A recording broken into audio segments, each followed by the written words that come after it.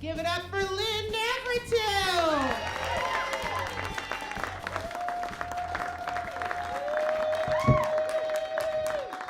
Oh, is anyone else's nipples hard? Yay! Oh, a little bit about me. I don't consider myself a violent person, so when I watched a movie called Purge 3 Election Year, I had to think about myself a little bit. If you've never seen any of these gems of movies, I will give you a summary. Is basically all crime becomes legal for 12 hours each night. And I had to think about myself, like, what would I be doing during this? Because they focus mostly on the main stuff, like the murder and the raping. And I thought to myself, I don't think I'd be doing the bigger stuff. I'd be focused more on the small stuff. Like my friends would come up to me and be like, "Hey, Lynn, we're gonna do some raping, buddy. You wanna come along?" And I'd be like, you know what? I really want to legally download La La Land. Like, that seems way more fun to me. I can finally walk on that grass in the park. I can jaywalk. We can do so much more here. A little bit more about me is that I don't consider being called gay an insult. I don't. What I do consider an insult is being called gay so often, you're like, you know what? Maybe I'm gay. Like 100 people can't be wrong, right? Like a couple of weeks ago, I was at my job. I serve for a living. I'm not going to say where I work at, but I will say that we have unlimited breadsticks and unlimited salad. And I will let you fill in the blanks. But I had these table of 2 women come in and sit in my section. And I said 3 words to them. I said, "I'll be back." And I ran away, and I came back 2 minutes later. They were gone, moved into someone else's section. Whatever, it happens, I'm over it. I don't think about it at all for an hour and a half. And then somebody comes up to me and says, "Oh my God, I had 2 women sit in my section because they didn't want a gay server." And sure enough, I look around the corner, it's those 2 little bitches.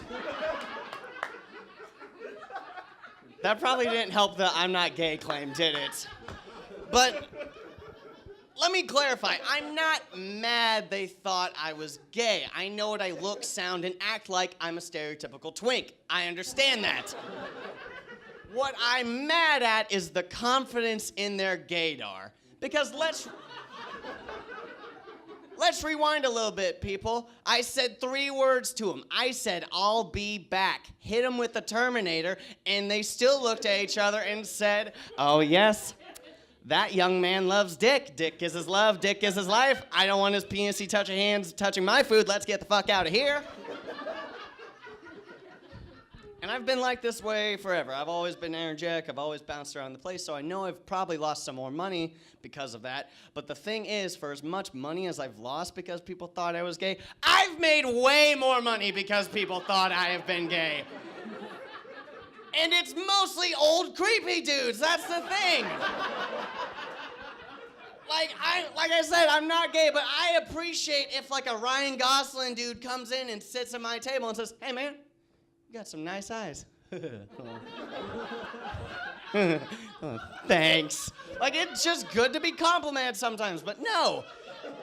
It's mostly old, creepy dudes. And I had one a couple of weeks ago. He was downing margaritas. He was on his, 5th margarita. And I came up to him and I said, "Sir, can I get you another margarita?" And he grabbed my hand and he said, "No, but I will have something sticky, hard, and sweet."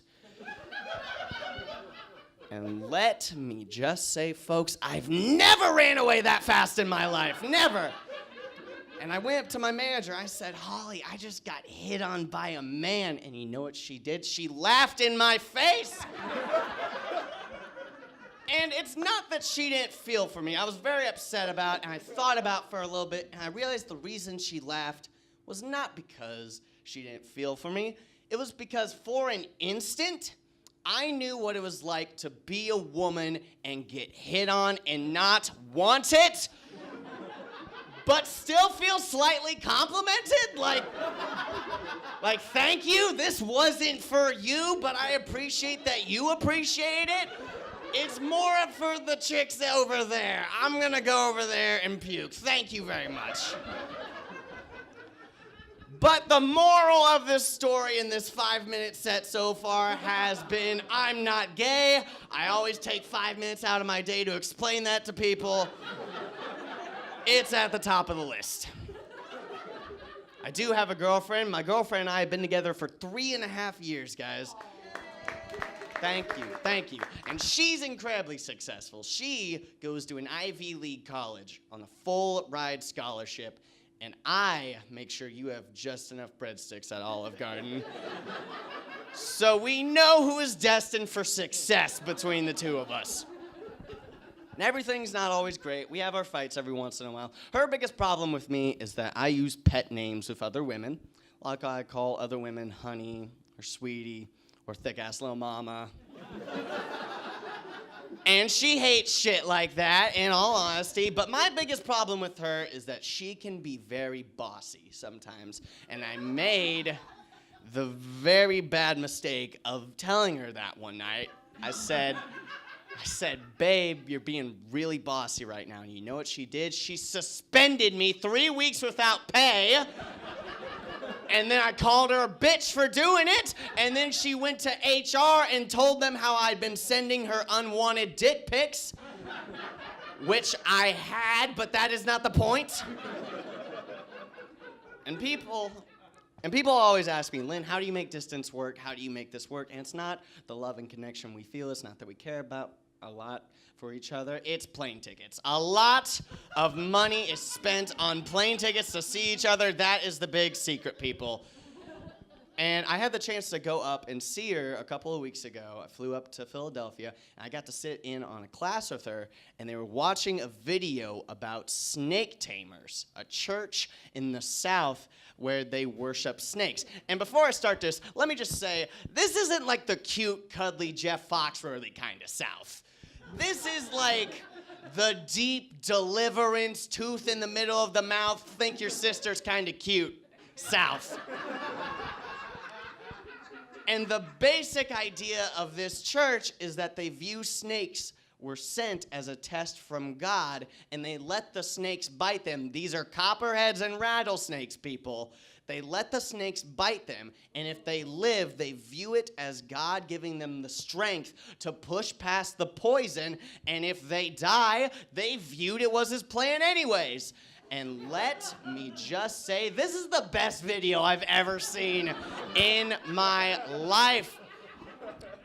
Because they interviewed a dude. They interviewed a dude that had been bitten a record 6 times. He got bit once, and then he thought, you know what, I'll do this 5 more times. This is cool. But they interviewed him, and they said, what was it like to get bit by a snake? And he said, man, I got bit by a snake, and I felt this warmth come over me, and I knew it was the power of Jesus and his love coursing through my veins, and I wanted to go towards him, but I couldn't move. I couldn't move at all. And I'm watching this thinking, because you're paralyzed from the poison. That warmth in your veins, that's venom. I guarantee you, if you had had an outside perspective, your face would have been sagging a little bit too.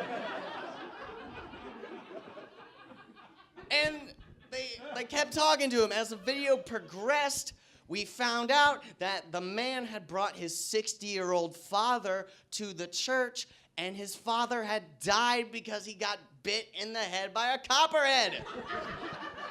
I told you it was hilarious, and they asked him, how do you feel about your dad dying? And you thought he would say, I feel saddened, this was a terrible tragedy. No, he says, man, if it's daddy's time to go, it was daddy's time to go. But it wasn't daddy's time to go!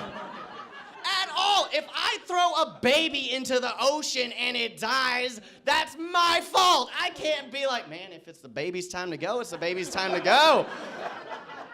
You'd expect it to just swim, but I guess it didn't take lessons.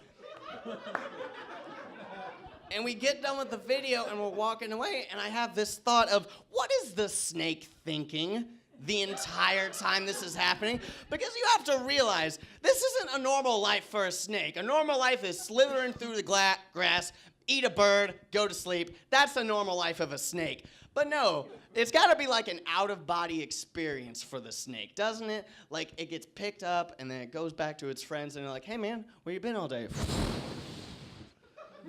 You are not gonna believe this shit. I was slithering through the grass, and then this hillbilly came up on me. And I know they're not as smart as we are. So I wiggled my butt a little bit, let him know that I was pissed and didn't want him to come closer. No, he did. He came closer. He picked me up and threw me into a jar.